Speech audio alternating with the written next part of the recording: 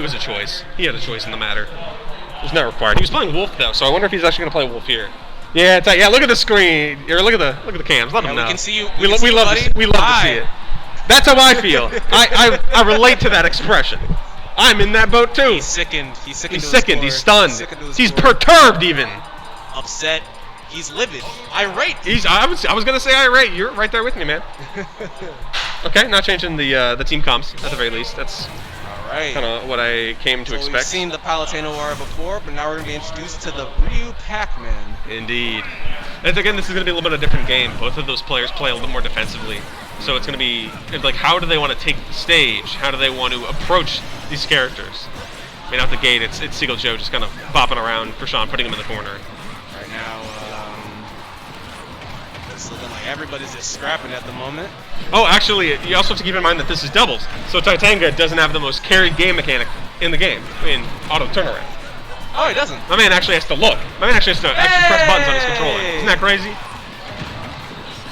Ooh, a little bit of an up smash scenario coming in there. Obviously, there by Seagull. More up smash. I don't know what it is. These players, I feel like, don't normally up smash, but this double set is all about up smashing. Pressing a lot more crazy buttons. They just got real nice awareness. True. Out the gate, it's the percentage differential is noticeable, but it's nothing too crazy. It's all about probably like the stocks is when things start to get really important. Definitely, I feel this is the most synergized we've seen a doubles match today. Absolutely. I think both these all four players involved have teamed with each other. Like grab the bell instead of the bike instead of the bell. Classic. That's happens to the best of us. Tenga just shoryuing the bike out of Erdness. Matador, the first one to lose his stock here. Tenga actually retreating to hang out with his good pal, Pac-Man. We love to see buddy. it. Good pal. You know, two family men hanging out. True. Ooh, that's not going to do it. I think that orange kind of helped him out. A little bit. And instead of trying to edge guard anything, Seagull just went to their side, got Kurshaun stock now, and now Tenga's on the back foot with that much percentage. Be very careful. And I've told from, yeah, okay, no, we live in, all that muscle is dead, so mine's still surviving. And Tenga doing a real good job holding this stock, same with Seagull. I like that, actually, that ruins the trump for Matador. Dying to an up smash, 173 though, pretty good. Ooh, wow, that block taking good care of Kurshaun's second stock. Oh man, I didn't expect that to kill him. Ooh, and the awareness to eat the belt as well. Matador on one today. Not to mention all the chomps and whatnot do speed up the timer for the walk, so yeah. You want to have that on board a little bit sooner. Overall, Seagull Joe continuing to be just a stock tank for his team. Yeah, absolutely. He is not dying. Loki, I feel doubles is so good for him since he's already so good at defensive play as he's finally going to lose that stock. But it's so easy for him to just hang back and take the easy approach. Yeah, it's almost natural. It's so intuitive for him. Not to mention, if you can play with someone that is more aggressive, you can just bounce each other out. I feel it's just so much more obvious to when to know to approach to look for those openings. And Seagull's already so good at doing that in singles already. Meanwhile, Matador isn't always as healthy. Like, you see him at 166 right now.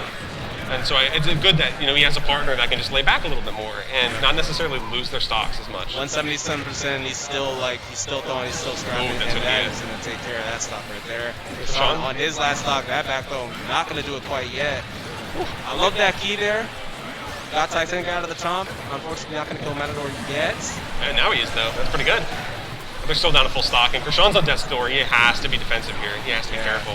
Because if they claim that, if they zero in on it, there's only so much you can do with your Tenga alone. Now, in your opinion, when one person has one stocks, one person has two, would you rather kill the guy with one stock or the guy with two stocks? I think it depends on the percentage, or who's if you're in an uneven team with someone's obviously the better player. Because if it's like this scenario, you want to kill Seagull first, so Matador can't die and then take the stock again. I feel the same way. You want to eliminate the chances of the 2v of being against two players continuing. I low-key, sometimes I do feel it's more beneficial to try to get the guy with two stocks as high as possible, and then kill the other guy. That way, at least when the guy takes his stock, you have that opportunity to take care of that stock real quickly. Obviously, that's a gamble, though. It's a little bit risky, but it's something you got to keep in mind. Because I've been in those situations where it's one stock versus three, and it's very tense. And I've come out on top of them because it's like, okay, focus on the person with two stocks first. It's like if they're both high percentage, get the second guys first. Kill the guy with one stock high percentage and make it a 1v1. And it's hard, but it's possible.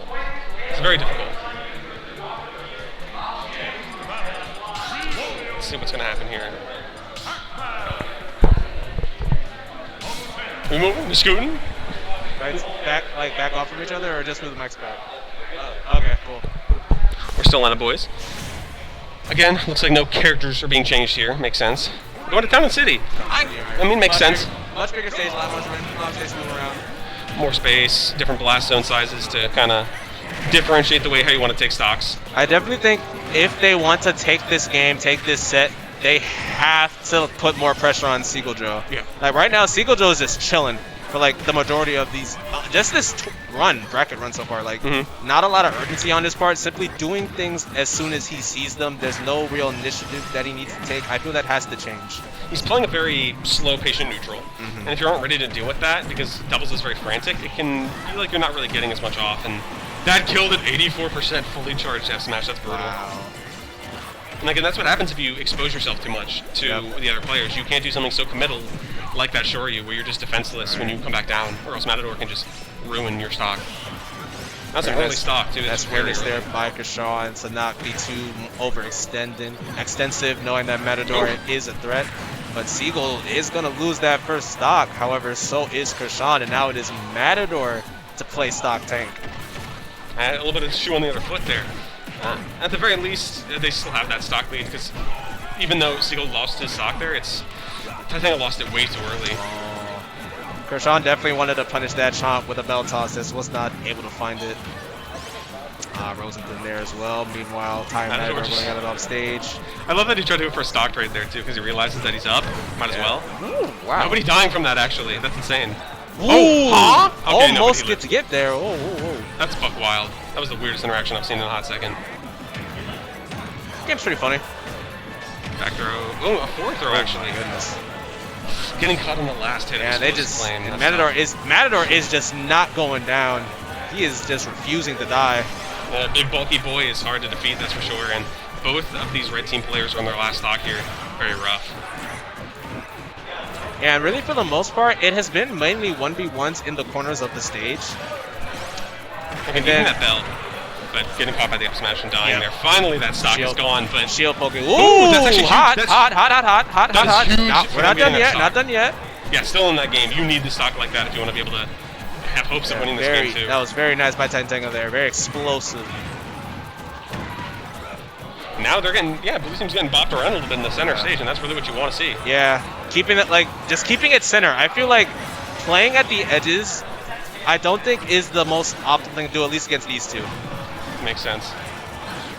Avoiding just a simple up smash and getting caught out there by the back air. Kurshaun's playing lonesome. And that's what happens again. Even the Tatsu is very committal because you're stuck in that animation of rolling around. So that's Seagull and Matador can just punish it as necessary. You're dead.